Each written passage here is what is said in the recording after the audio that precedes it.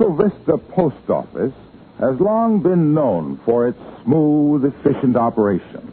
The clerks are polite and intelligent, the service is good, and the whole thing runs like a clock. Into this smooth-running machinery, however, a monkey wrench just dropped. He speaks. What do you mean you haven't got a package for me? 5 times I've been in here for that package, Bud. 7 times, sir. I have a gray hair for each visit. There's no excuse for this, Bud. I've been expecting that package for a week, and by the George, I'm going to get it or my name ain't... Mr. McGee of Fibber McGee and Molly.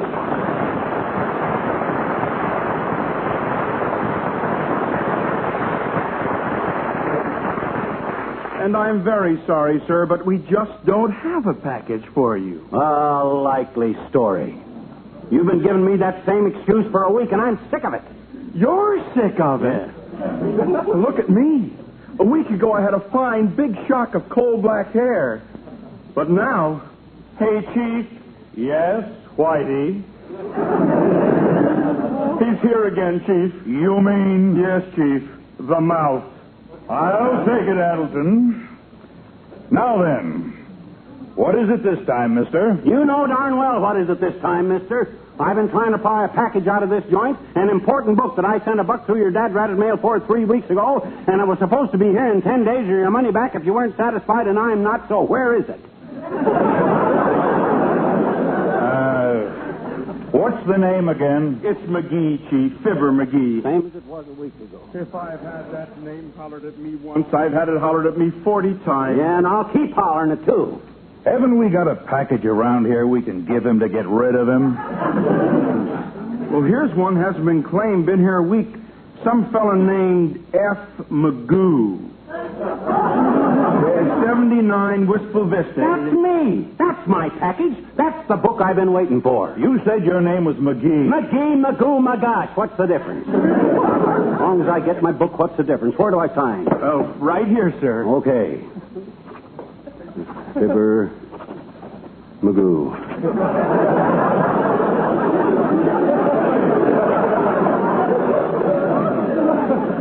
Ah, boy, wait till I get this book unwrapped. This little volume was liable to change my whole way of living.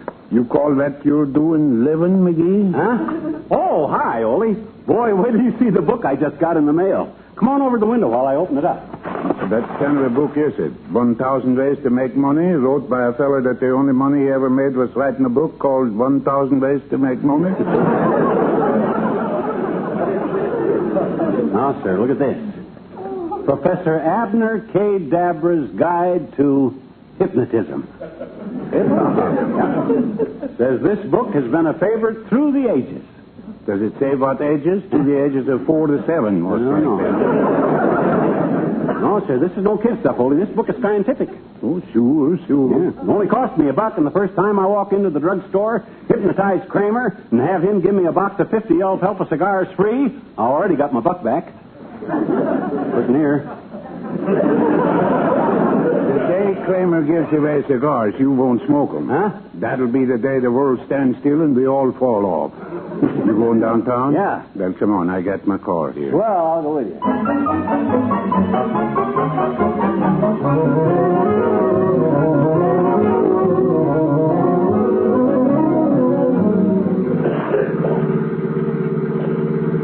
And the book says, the first step in placing a subject under hypnotic control is to look deeply into his eyes and then wave the hands slowly before his face, like this.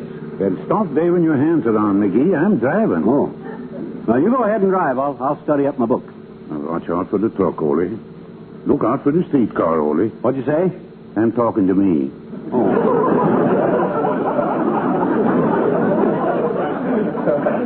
What's the matter? Nervous? No, my missus usually rides with me in the back seat. I got so I can't drive by myself.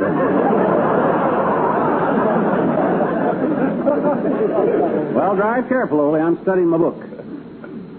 Under the power of your mind, the subject... Put your hand out, Ole. Watch it, Ole. You went through a boulevard stop. Huh? Holy mackerel, I did go through a stop.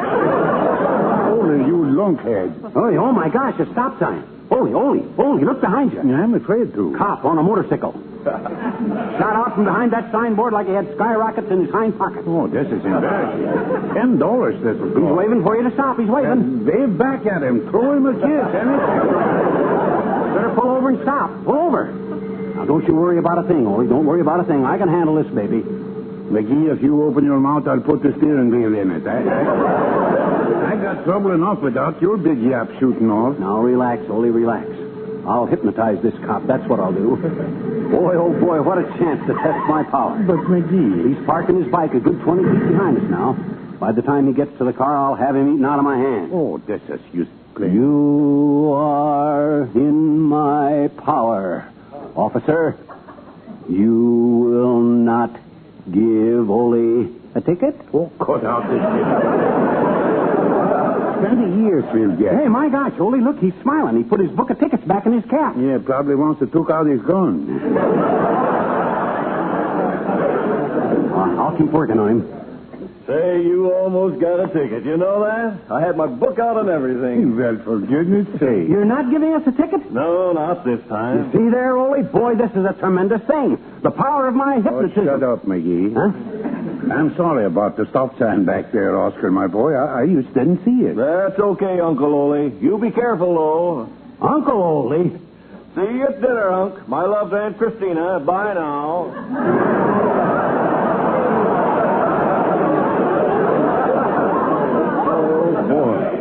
The power of hypnotism. Well, I better study some more in my book, I guess.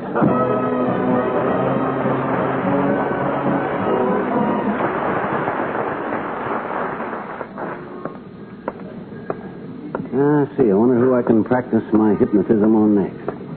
Oh, I know. Brokehausen. Pet shop right here. Brokey's a knucklehead. He'll be easy to put in the trunk. Welcome to Brokehausen's Pet Shop, McGee. And on behalf of the dogs, woo! Hi, Brokey. Well, what could I sell you today? Oh, how about a nice puppy? Huh? You know my slogan. You can't go wrong with a Brokehausen puppy. You can't go wrong with a Brokehausen puppy.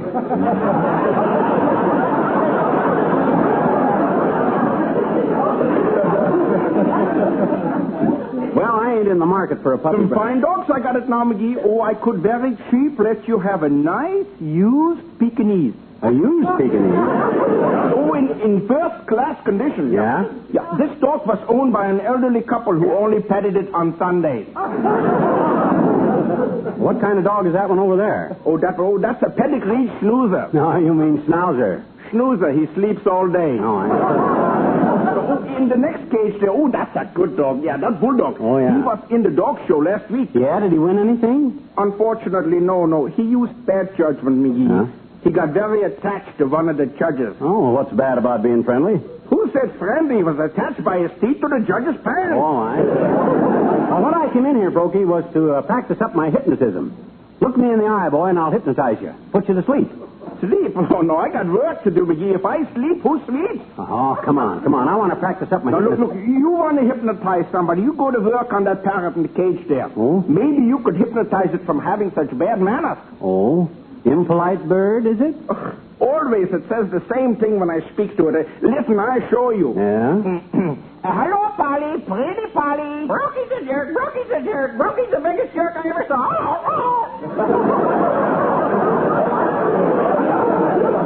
You see that? Yeah. Well, I'll see if I can fix it. Look into my eyes, Polly. That's right. Now say to yourself, I've been a bad bird. Brokey ain't a jerk. I was wrong. I was wrong. Oh, that's fine, McGee. Yeah. Now say, Brokey's okay.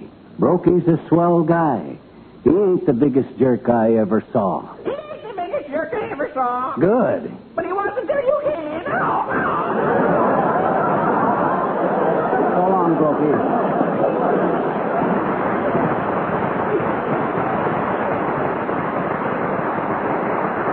Well, I should ought to known better than that. Birds just ain't got enough sense to be hypnotized. It ain't fair to waste a powerful brain like mine on a bird brain like that. Hey, Hi, Fib. Oh, hi, Maeve. Where's Ma? Home? Still sick? It's better. Good. Where's Mort? Bed. Sick? Lazy. Oh. Bye, Fib. Bye, Maeve.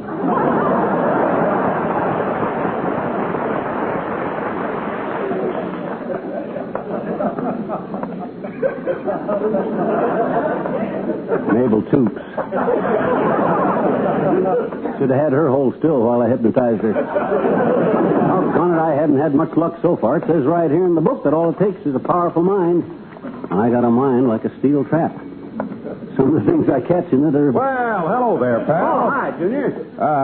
New book, pal? What is it? Hypnotism. I bought it today. Oh? I figured that a guy with a brilliant mind like I'm on that's got one ought to be a whiz at hypnotizing guys that ain't. How about letting me take a crack at you, Junior?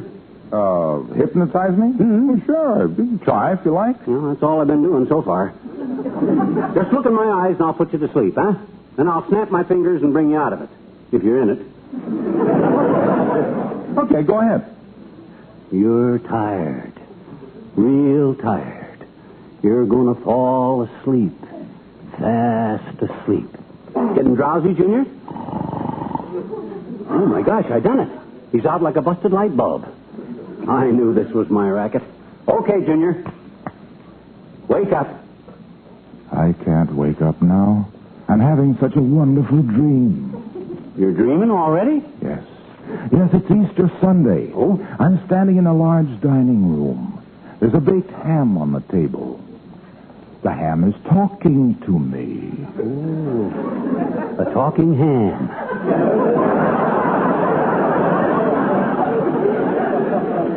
The ham is saying, I'm the most luscious ham that was ever baked.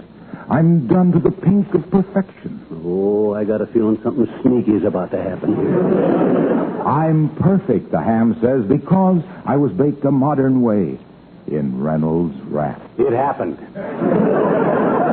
Yes, the ham goes on. I was wrapped in that pure aluminum foil with the edges double folded to make a tight seal which kept all the juices in. Oh, the ham's... And there's more of me, too, because I didn't shrink and lose weight in the oven. Sure is a gabby hunk of pork.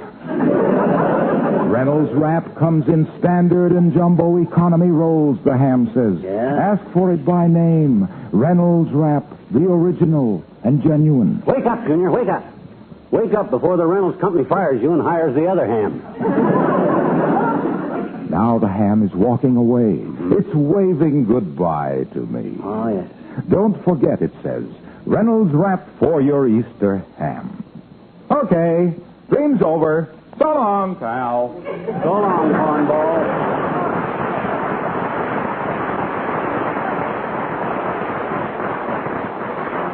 He didn't fool me for a minute. I knew he was faking, just so he could get... Oh, I know where I'll go. Walt's malt shop. I bet I can hypnotize Walt, maybe. Hold it, sir. Hold it. There you are, sir. Your picture neatly taken. My picture? What'd you take my picture for? Permit me to introduce myself, sir. Yeah? I am J. Whistler Van Goo of the Sidewalk Snapshot Service. A true artist of the lens. Oh, you snap people walking along the street, huh? That is correct, sir. I see. I shoot pictures of distinguished-looking pedestrians. Uh-huh. As soon as I saw you coming, I said to myself, there's a man who ought to be shot. Thanks, Bud, but I ain't interested. I'll mail the picture to your home, and you can mail me a quart. I didn't say I wanted a picture. Give me your name and address. I'll write them out on this But card. I don't... Your name first, please. Will you wait? William, you wait. Now, what is your address, Mr. Wade? No. Or may I call you Will? No. My name ain't Will. Well, just so I have your last name, Mr. Wade. Now your address, please. Well, I don't know about giving you my address, Bud. Is this racket straight? No, this is 14th Street. Oh.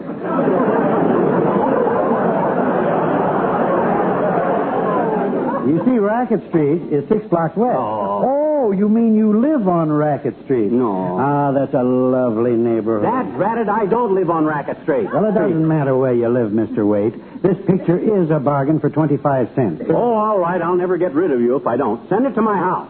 Pardon me, but could I have the quarter in advance? I hate to make such a request, but at the moment, I need it bad. Okay. Here's the quarter. What you need it for? Food? No, film. I just noticed my camera's empty. Oh, Goodbye, sir. Well, hey, he couldn't take it.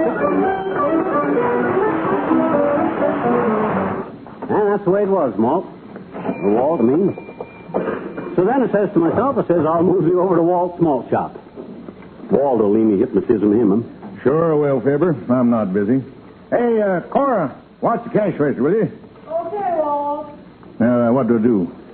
Just look me in the eye, boy. Mm-hmm. With the power of my mind, I'll put you under.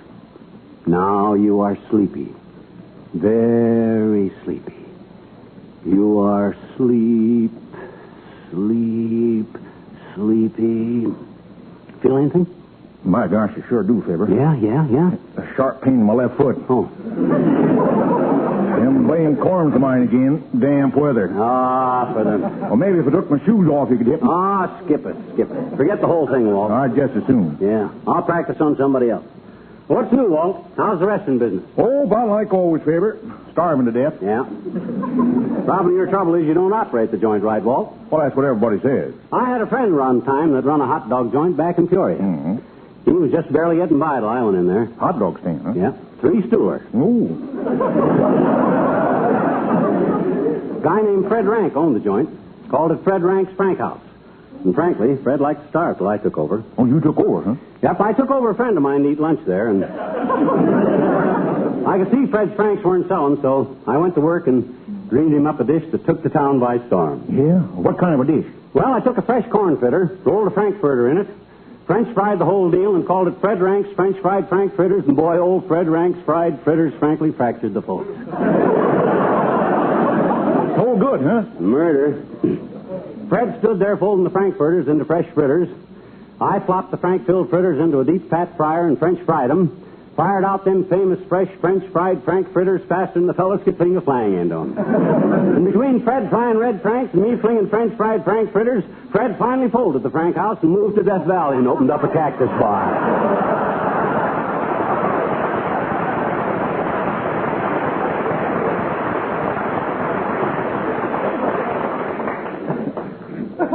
How's about some coffee, Walt? Oh, sure. Just go on back and pull up a stool. Carl will wait on you. Okay.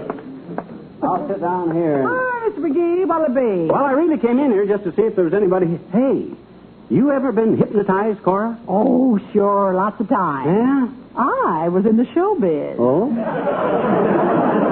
You know, when you're in the showbiz, you do all them things. My gosh, I didn't know you were in that. I was in vaudeville myself at one time. I and a guy named Fred Nittany had a vaudeville act from Starved Rock, Illinois together. That's very interesting. Like I say, me and my sister, we were in the showbiz, had a sister act. Oh? Called ourselves Cora and Flora, 2 bits of beauty. Oh, yeah. 2 bits worth of beauty. What kind of act did you do? Well, it was the only act of its kind, Mr. McGee. Oh? In them days, you know, everybody was juggling or singing or telling jokes. Yeah, I don't know. So me and Flora drum up an act that was entirely different. Oh? We didn't do nothing.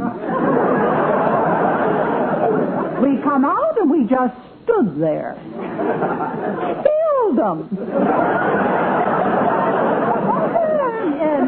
What'll it be, Mr. McGee? Well, I'll decide on something in a minute, Cora. I got a book on hypnotism here, though, and I've been trying it out. Look me in the eye a minute, will you? Oh, sure. We ain't busy right now. Go ahead. Oh, excuse me. Here comes my favorite customer. Hi, Dr. Gamble. Oh. Cora, what's good word? Oh. Don't eat the eggs, Doc. That's our joke. Me and the doctor, we do it every afternoon. Oh, yeah. Well, nobody's going to steal it from you, that's for sure. All right, Lard Bucket, don't stand there. Come on, sit down. Oh, hello. I didn't see you sitting there, Spraddle Pocket. He giving you any trouble, Cora? Nobody gives Cora any trouble, Doc. What'll it be? Coffee and apple pie. And bring my friend here the same, Cora. Okay, cook's making fresh coffee. I'll go see how it's coming. No hurry. Hey, what's the book in your pocket, Buster? Don't tell me you're learning to read at this late date. I learned to read before you learned to write, wise guy. Which could have been yesterday. For your information, though, this is a book of hypnotism. Hypnotism? Yeah, hey, look me in the eye, Doc. Right in the eye. Okay, I'm looking. Now concentrate on what I say. You are sleepy. Very sleepy. You are so drowsy. Feel anything? Nothing but sympathy, son.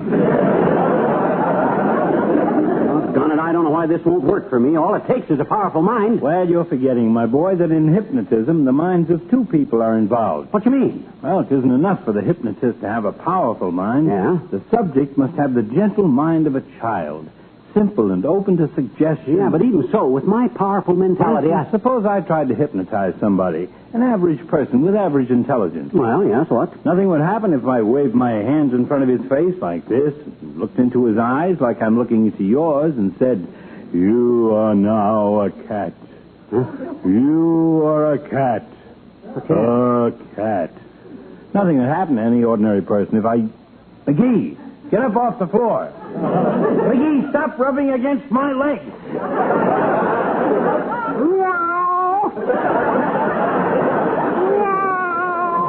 Hey, Cora, cancel the pie. Bring McGee a saucer of milk.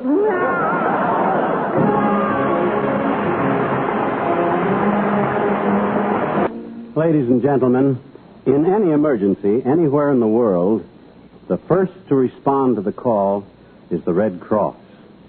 And once a year, the Red Cross calls on us for funds. That call is out now, and a lot of money is needed. There has been an exciting new discovery in the fight against polio this year, a blood substance called gamma globulin. And along with its other projects, the Red Cross will spend $7 million on the processing of gamma globulin this year. Your donation to the Red Cross can give one of our sons on a battlefield his life, and give one of our children struck down by polio his health.